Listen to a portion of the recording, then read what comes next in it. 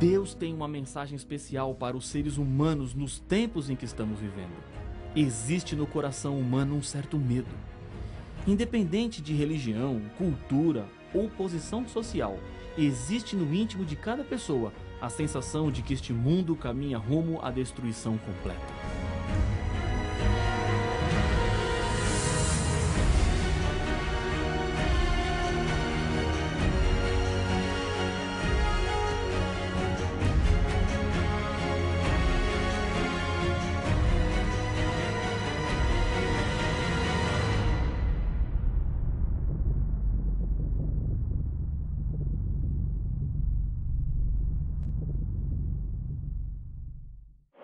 Deus tem uma mensagem especial para os seres humanos nos tempos em que estamos vivendo. Existe no coração humano um certo medo. Independente de religião, cultura ou posição social, existe no íntimo de cada pessoa a sensação de que este mundo caminha rumo à destruição completa. A maior necessidade das pessoas hoje se resume numa palavra com 3 letras: paz. Compreendendo melhor as revelações de Deus, encontraremos esperança e segurança para viver. Por isso, precisamos estudar o livro do Apocalipse. E essa paz não é meramente externa, mas uma paz interna, do coração. Você pode ter procurado por essa paz muito tempo, mas não encontrou. Sabe por quê? Porque ela não estava lá. A verdadeira paz só encontramos em Deus.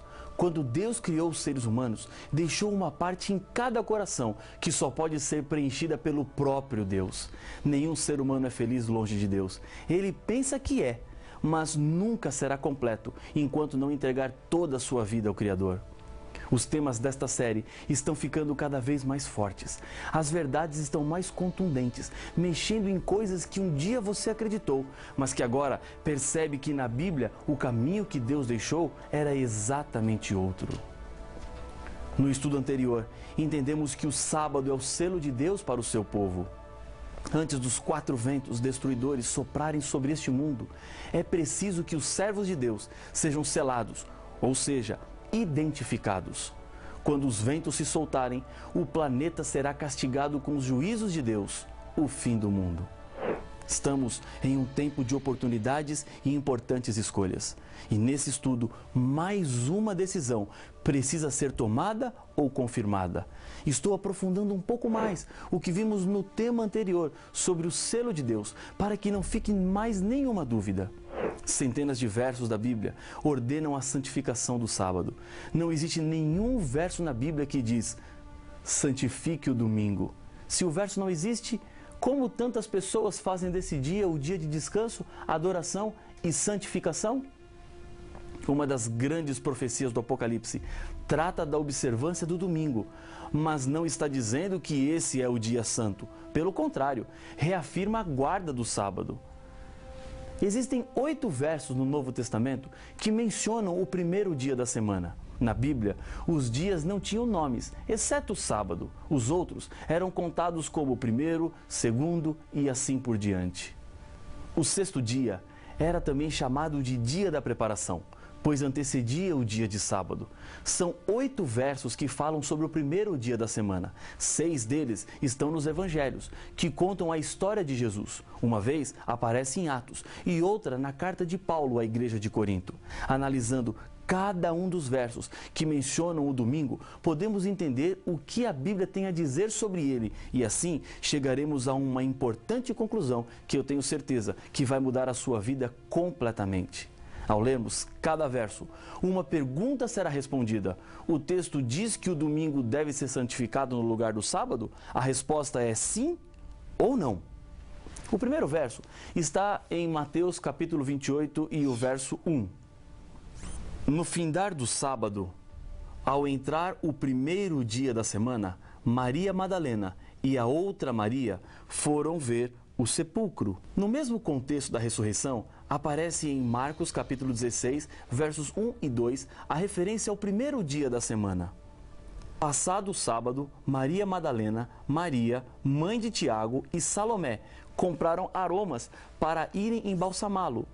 E muito cedo, no primeiro dia da semana, ao despontar do sol, foram ao túmulo. Contando a mesma história, Lucas apresenta o seguinte: Mas, no primeiro dia da semana, alta madrugada, foram elas ao túmulo, levando os aromas que haviam preparado. Lucas capítulo 24 e o verso 1. O texto diz que o domingo deve ser santificado no lugar do sábado? Não. Os 3 versos não dão nenhuma ideia de mudança. Estão apenas contando o que é que aconteceu quando o sábado acabou. E o corpo de Jesus ainda não estava preparado para o sepultamento segundo o costume da época. As mulheres foram até a sepultura e fizeram isso no primeiro dia, pois o que fariam com o corpo de Jesus não era para ser feito no 7º dia, no sábado. O evangelista Lucas não foi discípulo de Jesus. Ele fez apenas uma pesquisa profunda para que as pessoas conhecessem de verdade quem era Jesus. E nesse estudo que fez, ele não encontrou nada dizendo que o domingo era o dia santo. No verso 9 de Marcos capítulo 16, mais uma vez aparece a expressão primeiro dia. Havendo ele ressuscitado de manhã, cedo no primeiro dia da semana, apareceu primeiro a Maria Madalena, da qual expelira 7 demônios. Pelo fato de ter Jesus ressuscitado no primeiro dia, isso não quer dizer que o domingo passou a ser o dia santo. Esse é um argumento que não tem nenhuma base bíblica. Nenhum texto pode ser usado para confirmar esse pensamento. Um idoso evangelista ficou conhecido pelo desafio que fazia ao seu auditório. Nas suas séries de estudo, ele oferecia $5.000 para quem lhe mostrasse um texto ou um estudo bíblico que provasse que o dia de guarda agora era o domingo. Depois de tantos anos ensinando a Bíblia, ele ainda não tinha pago $5.000 para ninguém, pois não há como provar a mudança. Em João, capítulo 20, verso 1, o evangelista confirma a mesma história da ressurreição. Acompanhe a leitura do texto. No primeiro dia da semana, Maria Madalena foi ao sepulcro, de madrugada, sendo ainda escuro, e viu que a pedra estava revolvida. O texto diz que o domingo deve ser santificado no lugar do sábado? Não. Mais uma vez, citar o domingo não faz dele um dia santo. Contar o que aconteceu naquele dia não é uma ordem do Senhor de mudança e nem um mandamento novo. João, capítulo 20, verso 19, mais um texto fala sobre o primeiro dia da semana. Ao cair da tarde daquele dia, o primeiro da semana, trancadas as portas da casa onde estavam os discípulos, com medo dos judeus, veio Jesus, pôs-se no meio deles e disse-lhes: paz seja convosco. No verso 26, a Bíblia não cita o primeiro dia, mas o evento aconteceu neste dia. Tomé ainda não tinha visto Jesus. Passados 8 dias, estavam outra vez ali reunidos os discípulos, e Tomé com eles. Estando as portas trancadas, veio Jesus, pôs-se no meio deles e disse-lhes: paz seja convosco. O objetivo pelo qual os discípulos estavam reunidos não era religioso. Eles estavam trancados com medo dos judeus. Não estavam no primeiro dia comemorando a ressurreição, pois somente creram na ressurreição quando viram Jesus. A ressurreição é comemorada através de um símbolo e não de um dia. O batismo representa renascer para uma nova vida, assim como Jesus ressuscitou para uma nova vida. Os textos dizem que o domingo deve ser santificado no lugar do sábado? Não, definitivamente não. No livro de Atos, há mais uma referência ao primeiro dia. No primeiro dia da semana, estando nós reunidos com o fim de partir o pão, Paulo, que devia seguir viagem no dia imediato, exortava-os, prolongou o discurso até a meia-noite. A razão da reunião acontecer no primeiro dia é que no dia seguinte Paulo seguiria sua viagem. E mais uma coisa importante, não é o ato de reunir-se em um dia que o torna santo.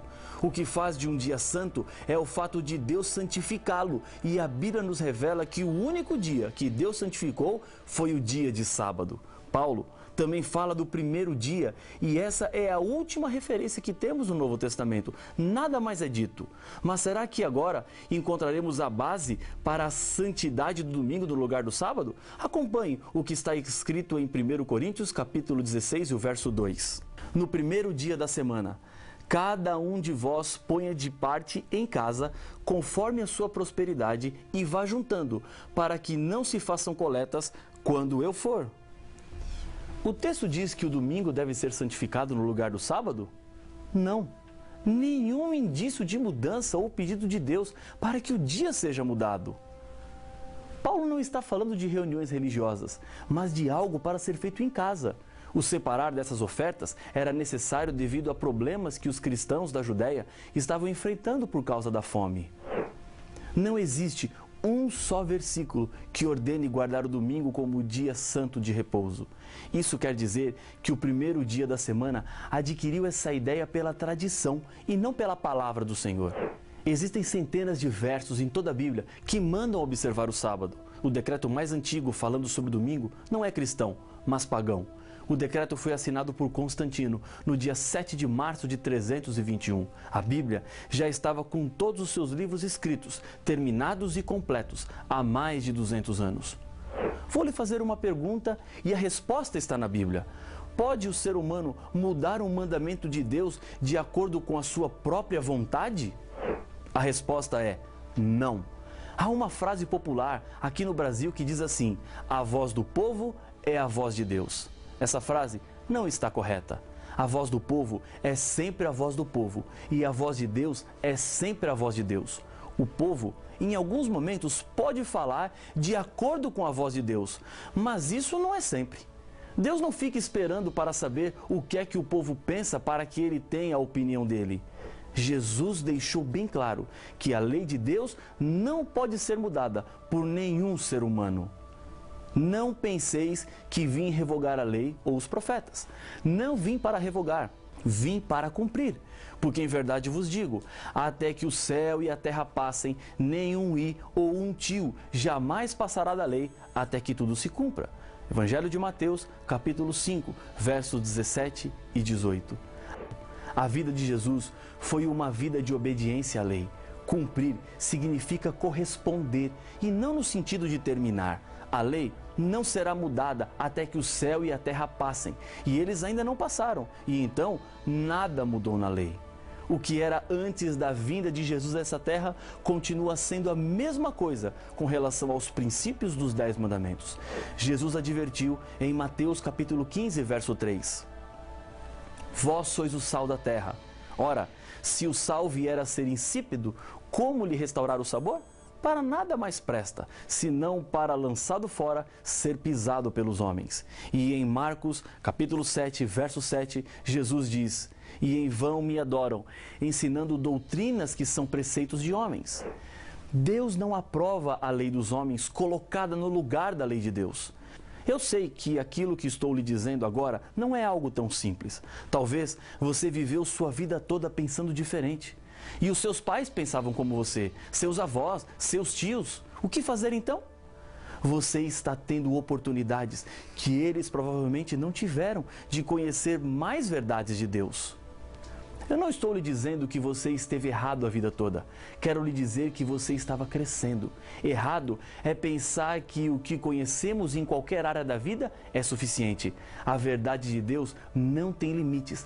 Cada dia se aprende um pouco mais. Aprender significa crescer. E não tenha medo disso. Jesus está abrindo seus olhos e lhe fazendo ver o plano maior de Deus para a sua vida. As tradições humanas precisam ser quebradas se elas não estão de acordo com a vontade de Deus. De um lado fica o coração e do outro a razão. Mas saiba de uma coisa, a lei de Deus é a maior prova do amor de Deus. As leis servem para proteger a sua vida. Deus quer que você seja feliz e por isso Ele coloca regras para a vida e o sábado é uma delas. Algum tempo atrás, um senhor me disse que o dia do Senhor no Apocalipse era o domingo. Não existe nenhum texto que diga isso. E o verso que ele me mostrou foi o de Apocalipse 1:10. Achei-me em espírito no dia do Senhor e ouvi por detrás de mim grande voz como de trombeta. Relembrando a nossa pergunta, o texto diz que o domingo deve ser santificado no lugar do sábado? Não. Mas esse dia também não é o domingo. Os pagãos da época de João tinham em seu calendário semanal o dia do Senhor, Deus, o Sol, que era comemorado sempre no primeiro dia da semana. Os cristãos não adoravam ao Deus Sol, por isso é que João, o autor do Apocalipse, estava preso na ilha de Pátimos, sofrendo perseguições. Por essa razão, o profeta João não concordaria em render homenagem ao Deus Sol e nem observaria um dia de culto pagão. Em Marcos, no capítulo 2, verso 28, está escrito: de sorte que o Filho do Homem é Senhor também do sábado. Os textos não deixam dúvidas. O dia do Senhor é o sábado. Na cidade de Corinto, Paulo trabalhou durante 1 ano e meio fazendo tendas, e a Bíblia nos diz o que Paulo fazia a cada sábado. E posto que eram do mesmo ofício, passou a morar com eles e ali trabalhava, pois a profissão deles era fazer tendas, e todos os sábados discorria na sinagoga, persuadindo tanto judeus como gregos. Atos capítulo 18, versos 3 e 4. Nos 78 sábados que Paulo esteve em Corinto, ele dedicou-se à religião. O fato de que os sábados ele pregava para os gregos demonstrava que ele não fazia para contentar aos judeus apenas, mas sim porque esse era o dia de repouso. O sábado foi estabelecido na criação do mundo. Deus criou tudo em 6 dias e no 7º dia Deus estabeleceu um tempo especial. E esse tempo perdurará por toda a história deste mundo e chegará até a vida perfeita e restaurada que um dia teremos com Jesus na eternidade. Isaías, capítulo 66, versos 22 e 23, apresentam um futuro. Acompanhe a leitura do texto. Porque, como os novos céus e a nova terra que hei de fazer estarão diante de mim, diz o Senhor, assim há de estar a vossa posteridade e o vosso nome. E será que de uma festa da lua nova a outra e de um sábado a outro virá toda a carne a adorar perante mim, diz o Senhor. O sábado será tão eterno quanto a eternidade. Na época da escravidão, um escravo chamado José estava sendo leiloado. Entre o grupo dos compradores havia um homem com um semblante muito bondoso que cobria as ofertas que os outros faziam pelo escravo. Cada vez que alguém aumentava, esse senhor aumentava a sua oferta. José começou a lhe dizer: não desperdice o seu dinheiro, eu não vou trabalhar. O homem não ligava para os comentários de José e continuava aumentando a sua oferta. José continuava insistindo: não vale a pena me comprar, eu não vou trabalhar. Finalmente, ninguém mais se animou a pagar por aquele homem. Mas aquele senhor comprou José. Enquanto seguiam na carruagem para casa, com os braços cruzados, dizia: ainda que me mate, eu não vou trabalhar. Chegando à casa do seu novo dono, entraram na sala e o homem foi até uma mesa e começou a escrever em um papel. Assinou e entregou para José. Eu não vou trabalhar, eu não vou, José insistia. José, você sabe ler? Perguntou o seu senhor. Sei, mas eu não vou trabalhar, mesmo que me matem. Bem, disse o senhor, este documento é seu, leia. Com má vontade, José pegou o documento e começou a ler. Seu semblante se transformou. A emoção fez com que lágrimas rolassem pelo seu rosto. Aquele documento o transformava em um homem livre. O Senhor pagou tão caro por mim para me dar a liberdade? Sim, José, agora você é um homem livre. Mais comovido ainda, José disse: Senhor, então trabalharei como voluntário. Peça o que o Senhor quiser, que eu farei. Quando uma pessoa aceita Jesus em sua vida, descobre que ele foi liberto da culpa e da servidão do pecado e, pela graça de Deus, pode agora ter a vida eterna. Recebe das mãos de Deus uma carta de liberdade. O seu sentimento de gratidão o leva agora a dizer: Senhor, peça o que quiser, que eu farei. Jesus disse em João capítulo 14, verso 15, se me amais, guardareis os meus mandamentos. A história deste planeta está chegando ao fim. Não há mais tempo para dúvida. A voz de Deus é clara. A Bíblia está à disposição para ser estudada. Não deixe ser levado pela opinião de homens. Meu coração, nesse momento, bate mais forte. Deus está convidando você para mudar a sua vida e ser fiel. Lembre-se de uma coisa: o inimigo de Deus quer lhe prender no erro e no engano, mas Deus quer te fazer um vencedor. Decida nesse momento andar de acordo com a palavra de Deus. É a sua segurança, é a proteção, é a certeza da salvação. Se esse é o seu desejo, eu gostaria de convidá-lo a orar comigo. Senhor, obrigado por Tua palavra, porque ela nos mostra o caminho, é luz neste mundo escuro. Aqui, bondoso Pai, comigo ora este Teu Filho, que aceita o sábado como o dia do Senhor. Eu o entrego nas tuas mãos, em nome de Jesus. Amém.